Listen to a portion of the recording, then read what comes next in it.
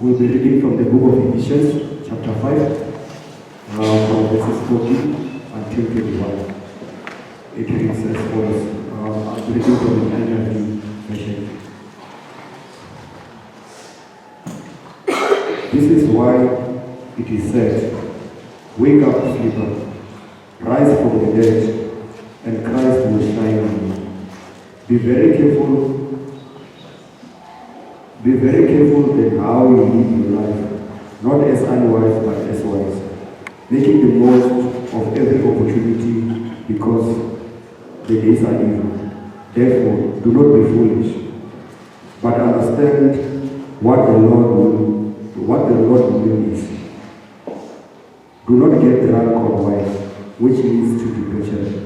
Instead, be filled with spirit, speaking to one another in psalms, hymns, and songs, and the Spirit. Sing and make music in your heart to the Lord. Always give thanks to God Father for everything in the name of our Lord Jesus Christ. Submit to one another out of reverence of Christ. Amen. I greet the Church of Christ in the name of our wonderful Lord and Savior Jesus Christ. Amen. It's indeed good to be here.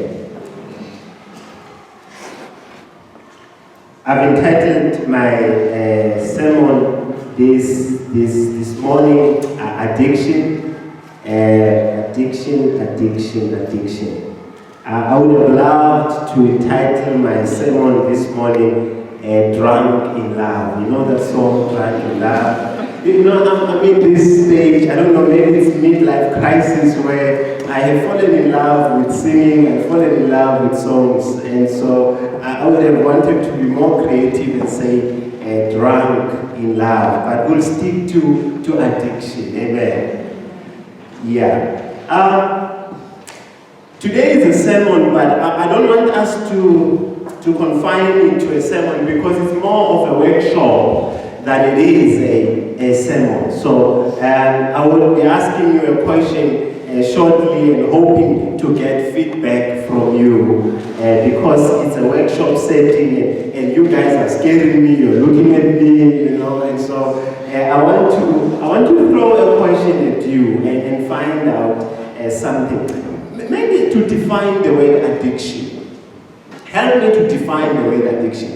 If you were to be asked which word you would use instead of the word addiction, which word would you use in the place of addiction? Is there any other word that comes to mind that you can use as opposed to addiction? Brother Bonnie? I think dependent.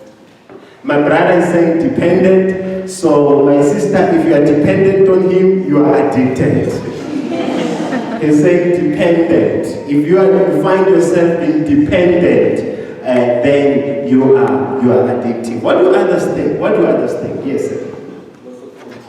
Loss of control. If you lose control, then chances are you no longer have control, and that particular thing controls you.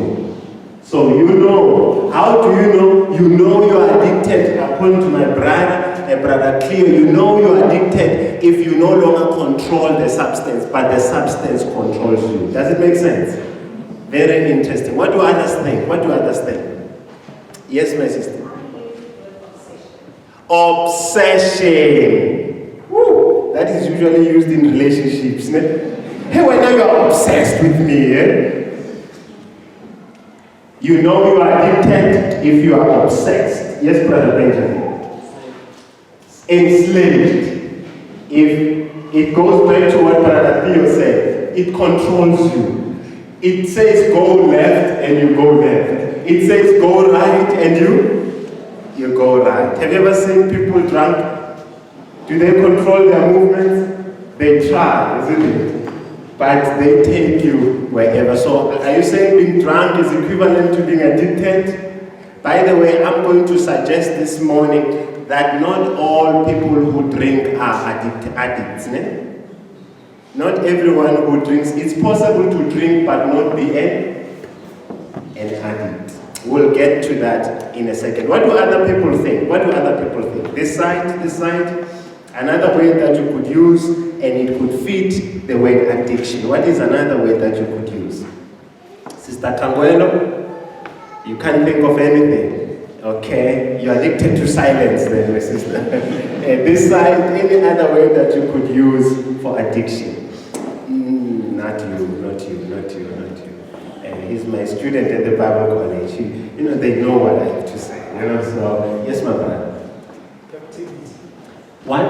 Captivity. Captivity. Yo, people are finding a way of using the same word and finding synonyms. Ne? Captivity, being enslaved and controlled. All right, brethren, what if I suggested to you that a word that I could put in the place of addiction is craving? Craving. I'm here not talking about a mild craving. Sister Neil, I'm not talking about those cravings that sisters have when they're pregnant, isn't it? There are times when sisters would ask you to go and buy malamukhod, and you think she has never asked for malamukhod, but she says, Justice, wake up, I want you to get me mautwana. Those are not the cravings I'm talking about. I'm talking about here a strong craving. You know you are addicted if you have this overwhelming craving for something. In other words, you can't do without that particular thing. The craving is so strong that it wakes you up even midnight. I'll tell you something. I had a brother and he passed on, and he was my firstborn brother. And I remember we went to Lesotho. Those mountainous area, hills there. It's so mountainous. We were up there, and you could see our car was struggling to go up. Those buses, you don't know how they get there, but they get there. And we were just up there, and you don't... Drivers will tell you, please don't interrupt me. I'm so focused on where we're going. And this guy interrupted the driver, says, driver, I want to get out of the car. And the driver was like, where do you want to go? He says, there is a loose screw in my head. Speaker is saying, I have a loose speaker, yeah. These people come from where I come from, right? Some of them, of course. I have a loose screw. And we were thinking, maybe he has lost his screw, maybe for his phone or whatever. He went out, and after he closed, he quickly went into his pocket. He had to light his cigarette, and he started smoking. And there was a big smoke, and he was like, I was like, is this the screw we waited here for? Couldn't this guy wait we were about to get to where couldn't he wait? If you have that kind of craving for something that you cannot do without that particular thing, I want to suggest this morning that you are addicted to that particular thing. What are our cravings? What do we crave? And not just mild craving, it's something that you cannot do without that particular thing. And I want to suggest, church, this morning that it's not only bad things that we crave. When people think of addiction, people only think about bad things. They think about those things like drugs, those things like, addiction is so broad, church. Do you know you can be addicted to exercising? I know some addicts here. In other words, you've reached that stage where you cannot go a day without exercising. If you don't exercise, you experience withdrawal symptoms. Withdrawal symptoms? Some people will shiver. Of course, let me move from those who exercise. Because people think I'm targeting those who exercise at Hilltop. Because I'm jealous because I have a time. Okay, let's talk about... Do you know that you can be addicted to shopping? all of a Sunday, everyone is here. And I don't see brothers nodding. I only see one sister say, you can, it's possible. There are sisters who can't do without shopping. Can I hear amen there? And it's not an amen of being I'm proud. It's an amen of I'm ashamed of myself, brother Justice. Oh, pray for me. You can't do without shopping. It has even affected even your chemical reaction. Yeah, you feel good when you shop. It triggers those happy chemicals, the neurotransmitters. And not only, maybe let me leave these guys who shop and they think I'm targeting sisters, you know? Sisters, but you still love me, after this, Yeah, by the way, I'm not talking to my wife.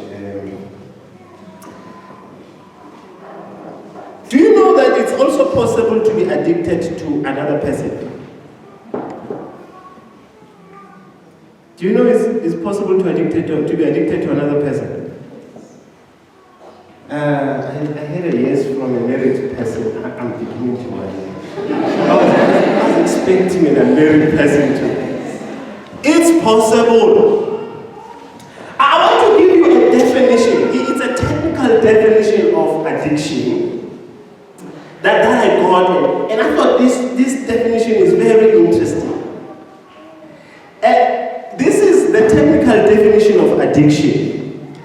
Addiction is a psychological and physical inability to stop consuming a chemical, drug, activity like gymming or substance, even though it is causing psychological, physical, and or. You know, a preacher will always add spiritual harm. Can you hear the definition? Addiction is a psychological and a physical inability to stop. In other words, you can't stop yourself. You've tried to stop. Some of you, your resolutions are entirely based on your addictions. Lord, help me to stop smoking. Lord, help me to stop drinking. Lord, help me to stop seeing that guy. Can I hear an amen from the young sisters? Because I try very hard not to see him. The more I try not to see him, the more I want to see him. That's called relationship addiction. You can't stop yourself. When the craving has got you, it has you.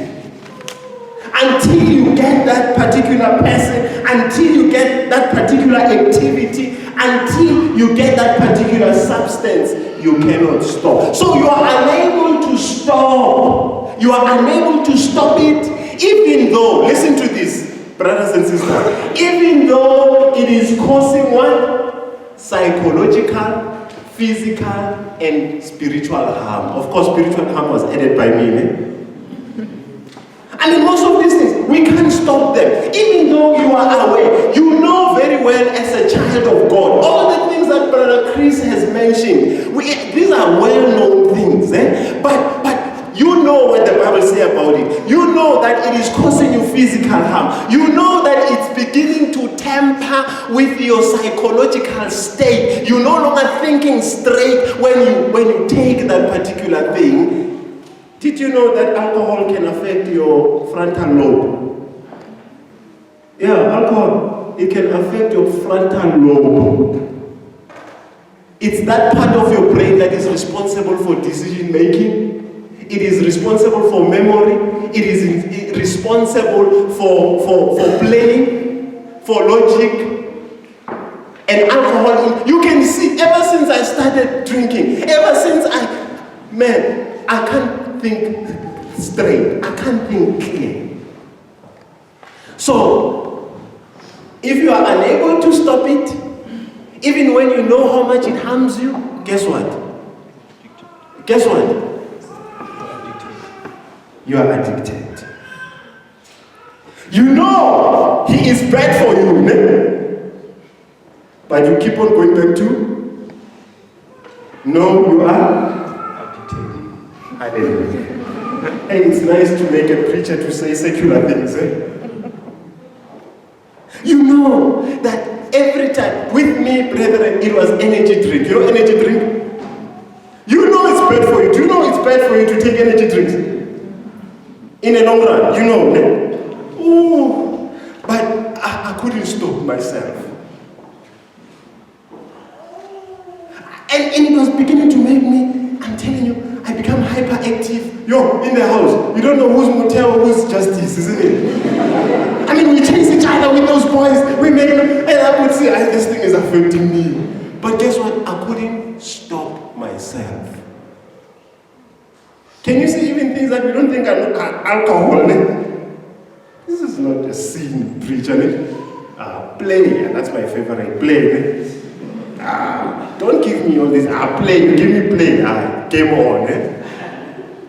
So, you know you are addicted. Brethren, I want to stay with this point because many people don't realize they are addicted, isn't it? You don't know that actually, you are already there. You are in a state of addiction. I don't know, I've been trying to think about this scripture and my preacher, maybe you will rebuke me afterwards, maybe you will disfellowship me afterwards, maybe I'm adding things. But you know, I think of Romans chapter 7. You remember that part where Paul says, I know the good I want to do, but I do not do it. I know, we all know the good we must do, isn't it? But you find yourself not doing it. But the evil that you don't want to do is exactly what you find yourself what? Oh, what a wretched man am I. Can you see it's now controlled by sin? Let's read that chapter, Romans chapter, and see if it doesn't fit the concept of addiction.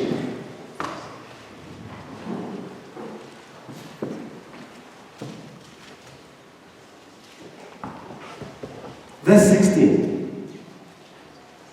Actually, verse 15. For what am I doing? I do not understand. For I am not practicing what I would like to do, but I'm doing the very thing I hate. The exact opposite of what you want to do, you don't do it. But if I do the very thing I do not want to do, I agree with the law, confessing that the law is good. So now, no longer am I the one doing it, but sin which dwells in me. Are we there, church? When you know you ought not to do it. I don't want to do it, but I find myself doing it.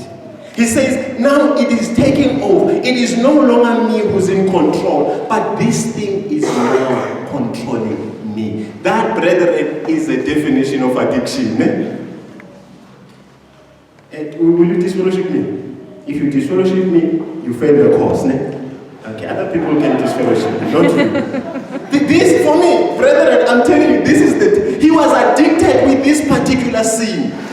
He doesn't want to do it, but he finds himself doing it, and he can't stop it, even though he can see it's controlling him. He is losing control of his life. That is what we call addiction. Number 2, you know you are addicted if you cannot moderate intake.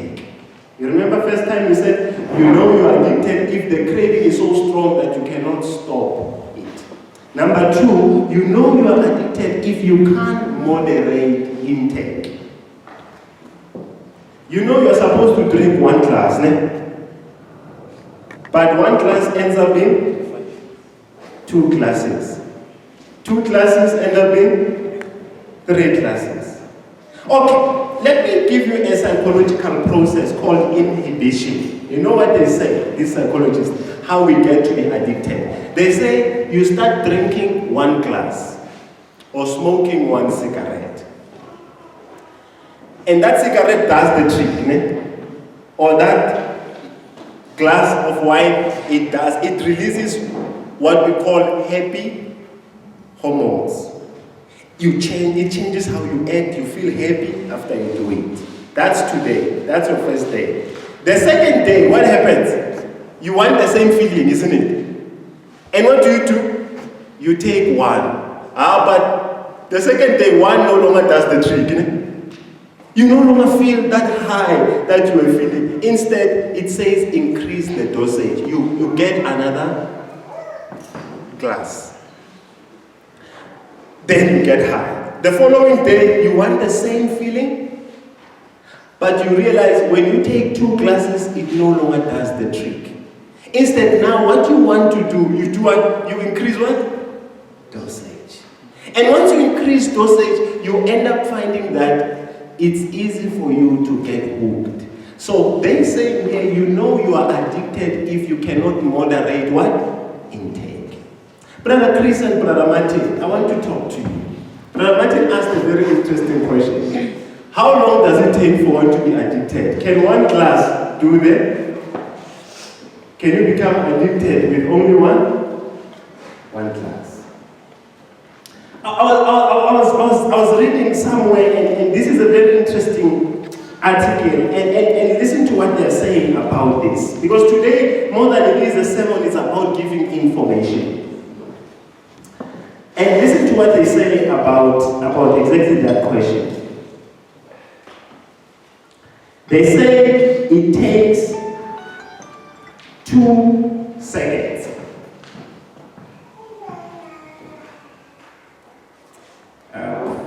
Excuse me, let me find it.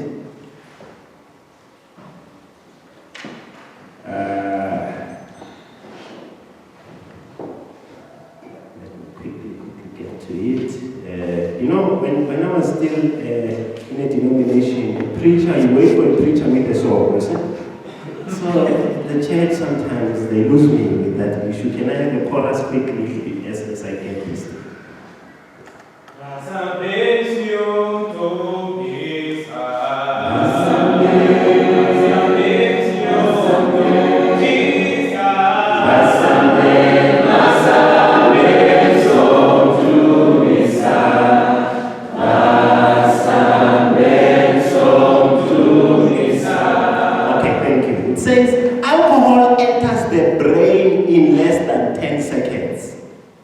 Once it enters, it begins to affect how we think, feel, and act.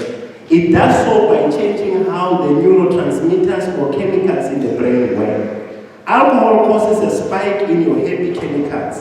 This means you are feeling great once you start drinking. You have a buzz and can feel that euphoria. This is a false sense of happiness, however. When you stop drinking, your happy chemicals drop back down to normal.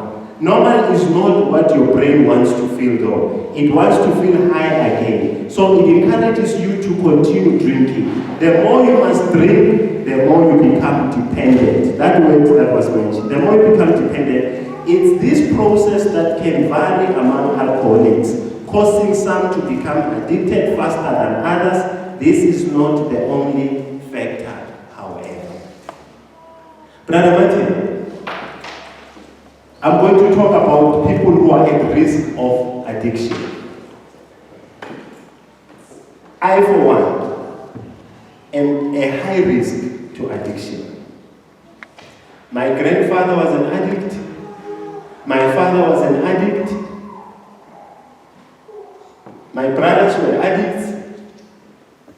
I don't know those who are great-grandfathers. I suspect it was the same. With me, there are chances that I have high risk of becoming what? An addict. Actually, they say that the genes that people pass is close to 40 to 60% that can predispose you to becoming an addict. So, I might be having 60 or 40% genes that can make me vulnerable to what? Addiction. But the mere fact that those genes are in me, it doesn't mean I will automatically become what? An addict. But what are the chances that if I take 1 glass, it might open that demon that lies dormant in my system? So that's why with alcohol, what have I chosen? Don't try this at home. WWE. Maybe you do not have a history of what? Addiction. Maybe your parents, all they drank was water. But what are the chances? My brother is saying 0. I'm saying not, as x approaches 0. Ne? Brethren, you can't say. So that is the point that Brother Chris was mentioning. Why do it? Why expose yourself to that particular what? Risk. I mean, my brain, as little as it is, it tells me, Brother Martin, that chances of me becoming addicted are very high. So why do it in the first place? So you might never know that you have that particular problem. I want to challenge you, if you are here and your ancestors, your grandparents never drank, I mean whether you can try it. But some of us, sister, even you know your father, grandfather. I'm not a prophet, by the way, I'm just guessing. So that must not be a question for a Christian, isn't it? Because you know that the propensity for you to become an addict are very high. So you are an addict if you cannot moderate intake. If you can't control how much you drink, some people can control how much they drink. Some people can drink only 1 glass, once after 2 weeks, or once after 3 weeks. But some people, my own brother, to show you that I have a very wrong thing in my house. He used to say, I only drink on the 16th of December. You know the 16th of December? Those who come from where I come from, man. Where are my people? You know the 16th of December, that's where you... He started on the 16th. The following year, it was now, no, I drink on the 16th and also in Easter holidays. From 16 Easter holidays, it became, he drank almost every day. And as I speak to you, brethren, that man is no more. He died, didn't he? Young, he's 2 years older than me.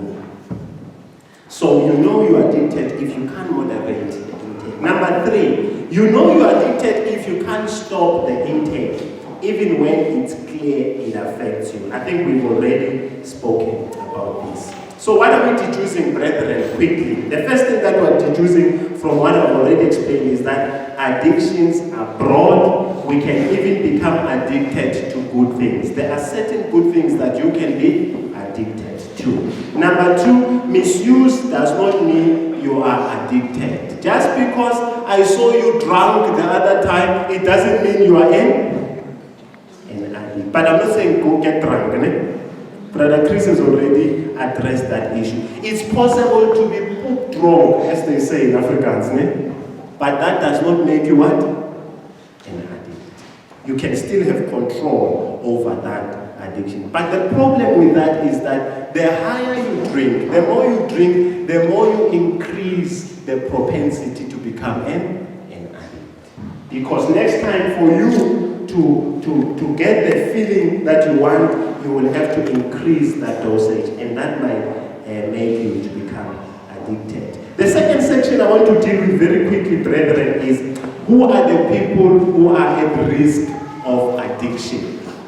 How do you know if you are at risk of addiction? I've already mentioned that people like myself are at a risk of addiction. I am high risk for addiction because of the genetic makeup. Number 2, did you know that the younger you start drinking, the higher the chances of you becoming an alcoholic. Some people start drinking when they are 16 years old, isn't it? Do you know those people? Are they in the audience here? Let me challenge brethren. I want to see if they are honest people here. Who started drinking when you were 16? Man, there's no honest Christians here. Brother Fan, even you, I know he's very honest, this guy. Brother Fan, did you start drinking when you were 14 or 15 or 16? Not that age. Or it's only recent. Brethren, the younger you drink. By the way, if he had said that, I was going to ask for repentance after church. Yeah, I love you, Brother Griffin. Brethren, the younger you start, the more propensity that you will be an addict. Number two, people who are from broken family backgrounds. If you are here and you are from a broken family background, chances are very high of you becoming what? You know, I usually say this about youngsters who engage in sex before marriage. Actually, I've changed my views about those people. I think the real reason, studies have shown that the real reason why young people enter into sex before marriage is not because they want to sin, it's not because they like sex, but what young people are running after is connection. They want to feel close to somebody. Because they never had that person in their background whom they are close to. So, brother, stop this thing of hugging sisters with breathtaking hugs. You know some of the hugs that we get in the church. Yeah, I know the Bible says greet one another with a holy kiss, but some of these holy kisses are not holy. Because sometimes people want close, they just want to feel close.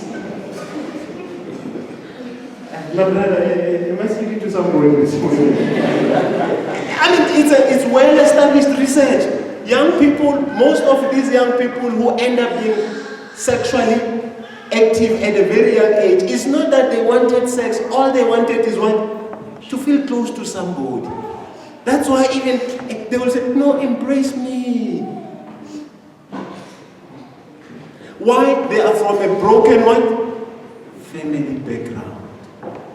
So, in case of alcohol, it's not a question of saying, it's a question of saying to a bottle, embrace me.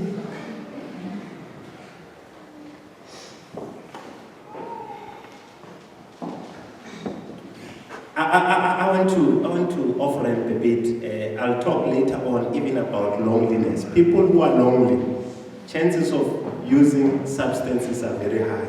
I met this lady at the garage. I don't know what I was looking for at 11:30.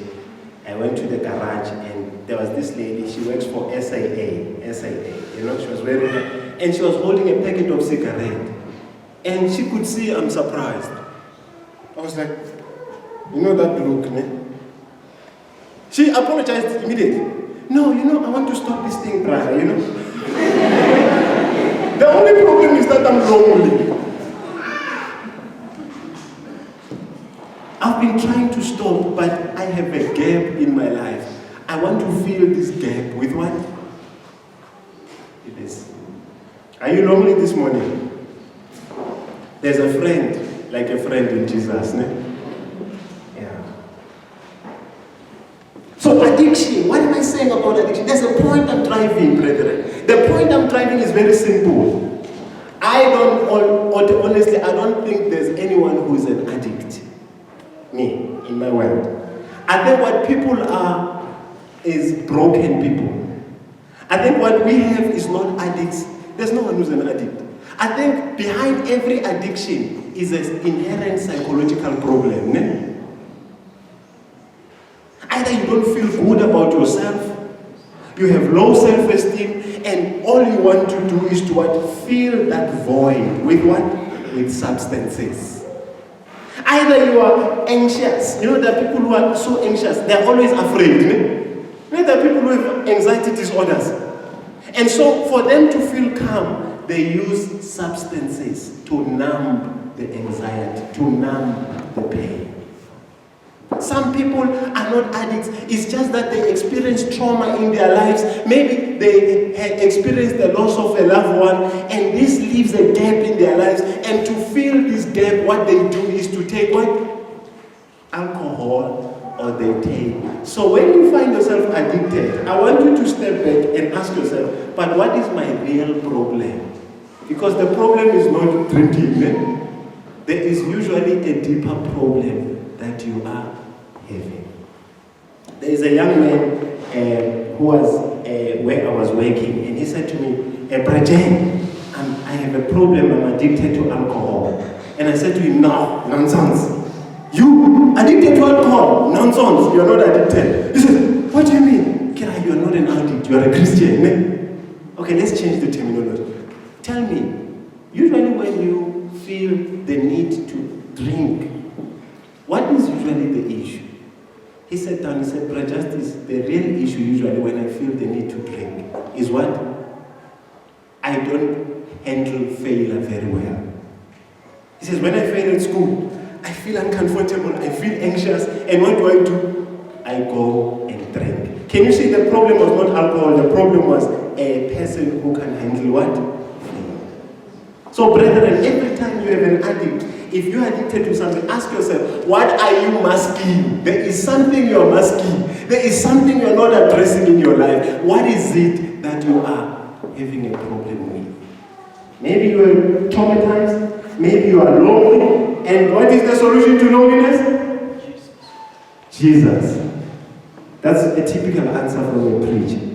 But another solution to loneliness, Brother Justice, I'm looking for a partner.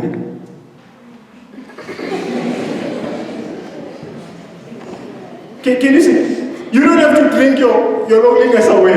There are other alternatives. Don't keep quiet. Go out there and... Brother, what is the solution to loneliness? No, speak up, brother. Look for someone. He says, I like he changed his statement. Initially he said, I'm looking for someone. Then now he says, no, look for someone. Brother, you don't have... Church. Do you get my drift, guys? There are better ways of solving the feeling. Alcohol is not the answer to loneliness.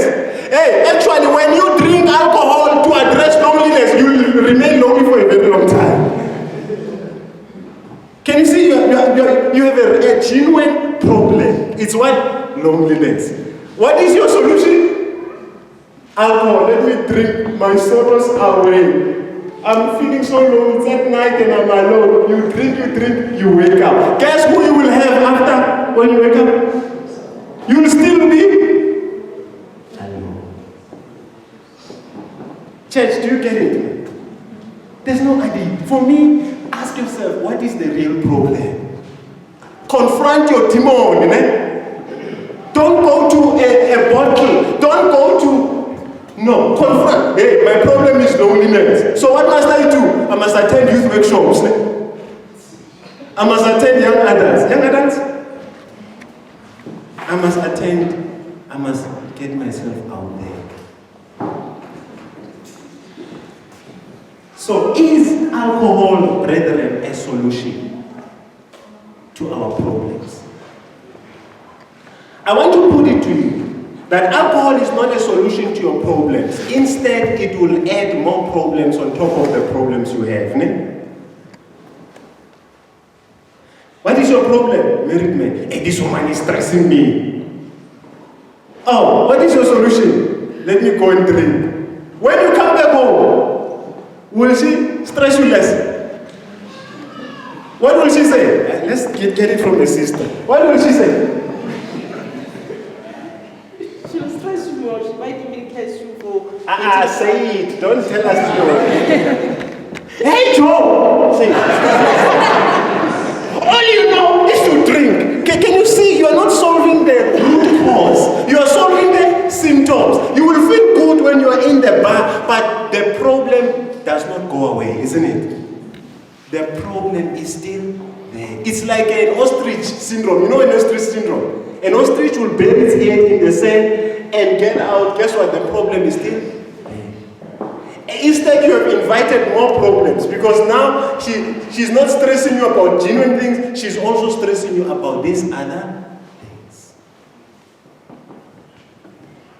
It's not a sermon per se, but it's an information sharing, and we'll get to the sermonizing part. Is alcohol, church, a solution? No. It's not a solution. Instead, it numbs your problem. It gives you a false sense of solutions. It helps you escape your reality. But you haven't escaped it because you wake up tomorrow, the problem will still be there. It might even grow. So what does the Bible say about alcohol? What is the view of the Bible on alcohol? Ephesians chapter 5. And for me, this is very interesting because we hurry to this verse that says, be filled, do not get drunk with wine, for that leads to dissipation, but be filled with the Spirit. You remember people go to these substances in order to close the gap. They're feeling the void, they're feeling the emptiness, they're feeling the anxiety, so they use whatever substance in order to numb it and to close that gap. So the Bible says, instead of closing that gap with substances, you must close that gap with what? The Holy Spirit. Do not be filled with wine, but be filled with what?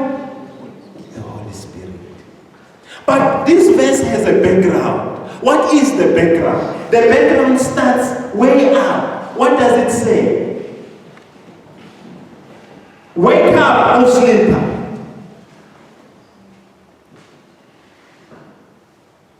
Arise from the dead, and Christ will shine on you. Therefore, be careful how you walk, not as unwise men, but as wise. Number one, wake up. Come back to your senses. You are sleeping. Wake up. Wakker word in Afrikaans. Am I right? Wakker word. Whatever. Wake up. Church, it's time to do what? Wake up. It's time to be wise. Let's listen to what the Bible says. It's time to what? Be wise. And it says, be careful. Hey, Christians are so naive. You know, it's because people who are naive. You know, we're easily misled. Anything goes with us. And those people, they take you there, they even beat you with experience, isn't it? Have you ever seen a good person doing these things? He does it even more than them, isn't it? He says, wake up. It's time to be wise. Be careful how you walk. Watch your steps. Why? Because the days are evil. These are evil days, brethren. We live in a perverse world. We live in a this is a dangerous time for a Christian to be alive. I hear people saying it's good time to be alive. No, this is a very bad time to be alive. Ne? Because Satan is trying to throw so many things your way. Be wise. So how do you wake up? By being wise. Wisen up. Verse 16. Making the most of your time. Use your time well. Use your time well, church. Each and every, brethren, God has given us a short time to live in this world, isn't it?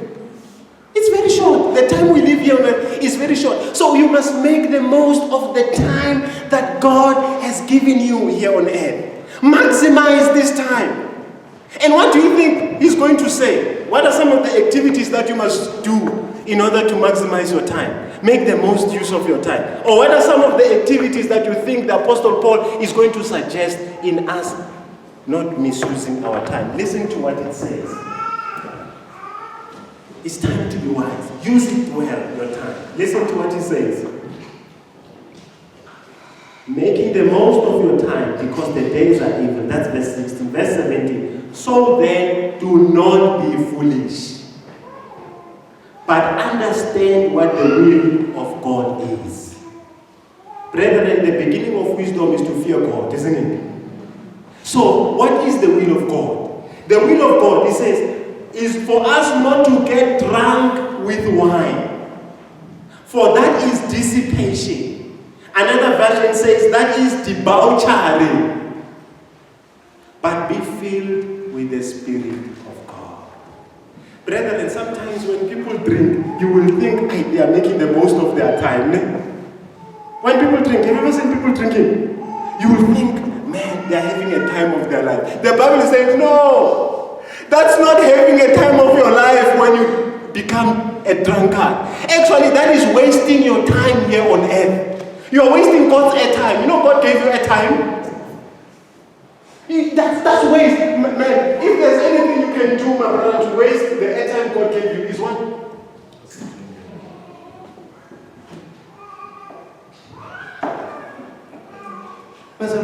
Simoshi's kind, God gave us. We always sing, Modimo refile sibakanya. You know that song, eh? If God gave you this limited time, why are you waiting? Actually, here Paul is saying, when you spend your time drunk, that's a waste of time that God gave you. That is not using your time wisely. Sure. I don't have supporters now. No. But instead, the way we need to use our time is to be filled with. And no, before I get to the filled with the Spirit, what is dissipation? What is debauchery? Here's an explanation of what debauchery is. The definition of debauchery, listen to it. It's indulging in or characterized by excessive indulgence in sex, alcohol, and drugs. If you are here, you excessively indulge in sex, in alcohol, and in what? In drugs. Man, you are wasting the time that God gave you. You could be using that time better. Don't you have activities you can do? Buy a PlayStation if you are bored. Ne? Invite Brother Justice, invite a preach. Do you think I can help you with it? Sure, ne? Yeah. And I know you are lying. Brethren, God has given you your whole life to get in this. Why are you wasting this time that God... Actually, God sees drunkenness as a waste of... It's a waste of the time He has given you. Hey, if you can calculate the time you've wasted drinking. Some of us, how many hours have you clocked in drinking? Brother, so how many hours? Or you've lost count? He says, I don't know. It means you've lost count. I mean, if you can count the number of hours you've spent on drinking parties. Brethren, did you know the Bible talks about drinking parties? Can I shock you and leave you and sit down? 1 Peter chapter 4, verse 3. It says, that's our past life. Let's not embrace it now. You spend time doing these things in the past. It should be a thing of the past. Chapter 4, 1 Peter chapter 4, verse 3. I know young people, you have a question. Your biggest question, should we attend parties or not? Have you ever had young people say, should we attend parties? Okay, here's an answer. Verse 3, 1 Peter chapter 4, verse 3. For the time has already passed. For the time already past is sufficient for you to have carried out the desires of the Gentiles, having pursued a course of sensuality, lust, drunkenness, carousing, drinking parties, and abominable idolatries. Hey, the time for parties is over. Drinking what? Parties. The time for drinking parties. You've spent enough time. This is what Peter said. You've spent enough time in the past attending drinking parties, carousing, sensuality, sexual orgies. You've spent enough time in the past. Hey, Sister Amanda, that's your life in the past, ne? No, not Amanda. Amanda was born in the church, ne? So should we be attending drinking parties? Should Christians be attending drinking parties? Church, can I hear an answer? Should Christians be attending drinking parties? Man, there's no consensus. Should Christians be attending drinking parties? You're trying to please me. Martin, even his no is not convincing. Brethren, these are the things that Gentiles, pagans, hold very high. But God's people, what is that? Of course, I attended a party recently, and they had alcohol in the drink, and I didn't realize. I'm saying, when I say party, I'm saying, you know, a wedding. I attended the wedding recently, but there was alcohol. I didn't realize. The only thing that made me realize is that I was starting to flow with my wife now. You know, she was charmed, she was laughing. I'm like, wow, hey, I've upped my game, isn't it? Until another brother burst my bubble. He came to me, he said, Justice, are you aware that there was alcohol in the drinks? I was like, no wonder, man. Here was I thinking I'm a charmer, but I am. So, brethren, if it's an in thing for us, for the world, to be having these topics every Monday. What is the topic every Monday? Hey, how many did you have? Oh, I had a what? A ball. Oh, I was poop drunk. Oh, I was finished. That's the language. What else do they say? The preacher won't know. What else do they say? I was wasted. Yeah, you are right, you were wasted. You wasted God's time. Brethren, we could be making a better use of the time God gave us. Ne? Think of something, man. Play with your kids if you're bored. Ne? Chase your wife. Let's start a chasing game. Hey, let's play touch. Fine? Let's play touch. I mean, you could have, that is spending time more effectively than drinking alcohol. But I want to tell it like it is, in case you thought it was the in thing to drink. It's not. You've wasted time. You are wasted. You are right. Stop using other words. Say, I was wasted. And really, you were wasted. What must we be spending our time doing? The next verse is clear. Speaking with one another in psalms, hymns, spirit. Are you bored? You don't know what to do? Can you please send me a verse? Can you please call me and say, Romans chapter 8, verse 18. For I'm convinced that the suffering we suffer now cannot be compared with anything that will be revealed. I will say, hallelujah, my sister. Then I will give you another verse. For we are more than conquerors through Christ who strengthens. You give me another verse. What is another verse? For there is now no more condemnation for those who are in Christ Jesus. I will give you more. Ne? God is faithful and just to forgive us when we sin. Ne? You don't know what to spend your time doing? Speak to one another. Read it. This is my last verse, I'm sitting down. It says, this is what we need to be spending our time doing. Speaking to one another in psalms, and hymns, and spiritual songs, singing and making melody with your heart to the Lord. It doesn't say you must have perfect voice. Ne? It says just joyful noise to the Lord. Even if, some hilltoppers usually laugh at me when I sing up here. Ne? Guys, I'm making a joyful noise to who? To my God. Is that a good way of spending my time? It's a perfect, as opposed to going and drinking. And hey, isn't it funny that when they start drinking, they start singing church songs? Have you ever heard them? You know what? The spirit is crying. Oh, you are not designed. You are wasting your time. Hey, you are wasting your time, guys.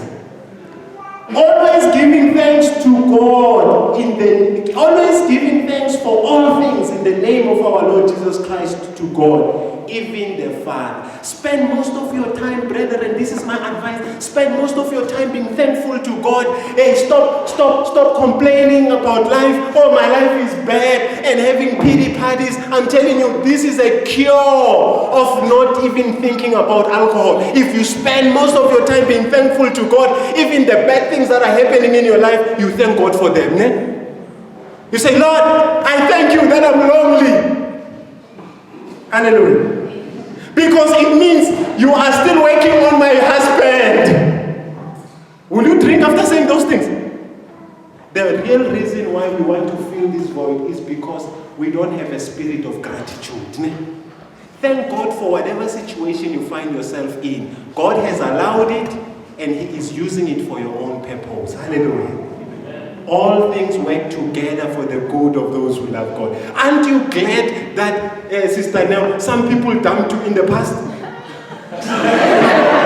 Hallelujah. I'm so glad. I'm so thankful to God. Hey, you wouldn't find a brother from the United States of America. Hallelujah. Oh, am I not glad that some people, brethren, if we spend time not complaining, but saying all things work out together for the good of those who love God, you will not have time to drink. Hallelujah. I'm so glad she dumped me, my baby. Because she led me to you. Hallelujah. You look at the beauty. Can you see the attitude? Change the way you look at things, and things that you look at will begin to change. What is the solution to addiction? Allow God to change the mind, because the battle is inside. It's not on top, it's inside. What you are suffering from is not addiction. What you are suffering from is mindset issues. Ne? Always thinking, feeling sorry for yourself. Oh, why me? No, why not you? Hallelujah. You don't have an addiction problem. Come for counseling. Hallelujah. I will show you the problem you have is, number one, sometimes you don't thank God enough for the blessings you have. Ne? You only focus on the wrong things that are going wrong in your life, not on the good things that are happening in your life. What is the difference between happy people and sad people? Happy people focus on what they have. Sad people focus on what they don't have. That is why you end up going to the bottle for a solution. The bottle is not a solution. It only causes more problems. Hallelujah. May the Lord bless us as we find real problems and real solutions to our challenges. The bottle is not a solution. If you are here and you've given yourself over to the bottle, please stand up and we will pray for you. And I want to challenge you, brethren, and tell you, you cannot defeat addiction on your own. So many people have been going to rehab trying to overcome addictions. You can't do it on your own. You need the strength that God provides. The reason why every year we make resolution, God, I want to stop drinking, I want to stop smoking, I want to stop. You don't tell God, you're telling people, listen. Go to God and tell God, God, I am tired of the life, of the miserable life I'm living. Please change me. You created me. You are my manufacturer. When there's something wrong with me, I must go to the manufacturer. God, help me, strengthen me. And you go to Philippians 4, verse 13. I can do all things through Christ who strengthens me. You cannot change yourself. I've tried and I've failed. Amen. Only God can help you overcome addiction. Come, if you want us to pray for you, we can pray for you today in the mighty name of Jesus.